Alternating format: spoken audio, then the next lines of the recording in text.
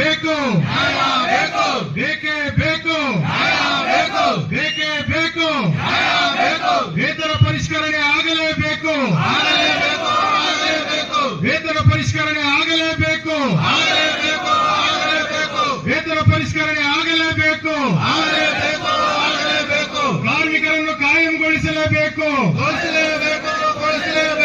ಕಾರ್ಮಿಕರನ್ನು ಕಾಯಂಗೊಳಿಸಲೇಬೇಕು ಕಾರ್ಮಿಕರನ್ನು ಕಾಯಂಗೊಳಿಸಲೇಬೇಕು ಬೇಕೇ ಬೇಕು ಬೇಕೇ ಬೇಕು ಬೇಕೇ ಬೇಕು ವೇತನ ಪರಿಷ್ಕರಣೆ ಆಗಲೇಬೇಕು ವೇತನ ಪರಿಷ್ಕರಣೆ ಆಗಲೇಬೇಕು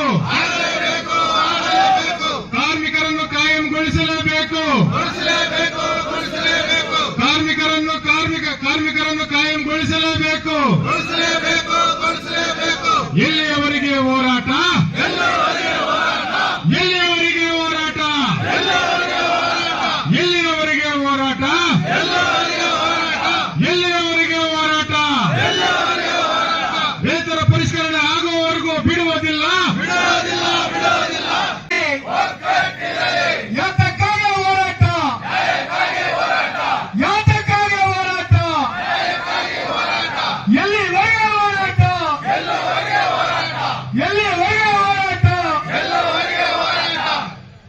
We want we want we want working class unity work class unity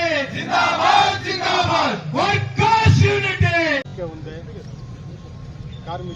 ಕಾರ್ಮಿಕರಿಗೆ ಕಾರ್ಖಾನೆಯಲ್ಲಿ ಅನ್ಯಾಯ ಮಾಡ್ತಾ ಇದೆ. ಮೊದಲನೇದು ಇಲ್ಲಿ ಕಾಯಂ ಮಾಡ್ತಾ ಇಲ್ಲ. ಸುಮಾರು 15-20 ವರ್ಷಗಳಿಂದ ಟ್ರೇಡ್ಮೆನ್ಸು ಕೆಲಸ ಮಾಡ್ತಾ ಇದ್ದಾರೆ.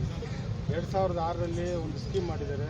ಆ ಸ್ಕೀಮನ್ನು ಇಟ್ಕೊಂಡು ನಾವು ಹೋರಾಟ ಮಾಡ್ತಾ ಇದ್ದೀವಿ. ಈ ಮುಂಚೆ ಬ್ಯಾಚ್ ವೈಸ್ ಬ್ಯಾಚ್ ಕೊಡ್ತಾ ಇದ್ದೀವಿ ಬಂದಿರ್ತಕ್ಕಂಥ CMಗಳಿಗೆಲ್ಲ. ಅದೇ ರೀತಿ ನಮಗೂ ಕಾಯಂಗೊಳಿಸ್ತಾರೆ ಅಂತ ಹೇಳ್ಬಿಟ್ಟು ಆಸೆ ಇಟ್ಕೊಂಡು ಸುಮಾರು 15-20 ವರ್ಷಗಳಿಂದ ನಾವು ಇಲ್ಲಿ ಕೆಲಸ ಮಾಡ್ತಾ ಇದ್ದೀವಿ. ಇವ್ರು ಬಂದರೆ ಒಳ್ಳೇದಾಗುತ್ತೆ, ಅವ್ರು ಬಂದರೆ ಒಳ್ಳೇದಾಗುತ್ತೆ ಅಂತ ಹೇಳ್ಬಿಟ್ಟು ನಿರಂತರವಾಗಿ ಕೆಲಸ ತಗೊಳ್ತಾನೆ ಇದ್ದಾರೆ. ಆದರೆ ನಮಗೆ ನ್ಯಾಯಯುತವಾಗಿರ್ತಕ್ಕಂಥ ಬೇಡಿಕೆಯನ್ನು ಈಡೇರಿಸ್ತಾ ಇದೆ.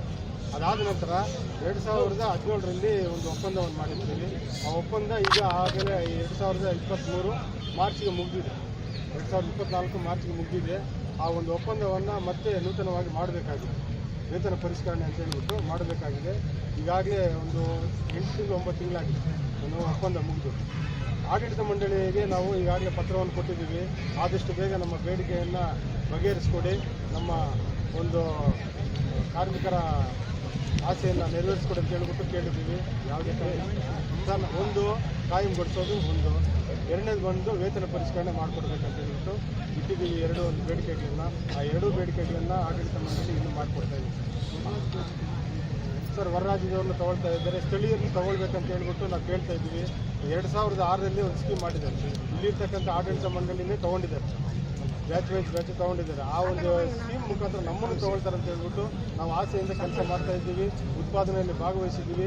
ನೇರವಾಗಿ 100% ಉತ್ಪಾದನೆಯನ್ನು ಕೊಡ್ತಾ ಇದ್ದೀವಿ. ಆದರೆ ನಮ್ಮ ಸಮಸ್ಯೆಯನ್ನು ಇದುವರೆಗೂ ಬಗೆಹರಿಸ್ಕೊಟ್ಟಿಲ್ಲ ಸರ್ ಆಡಳಿತ ಮಂಡಳಿ.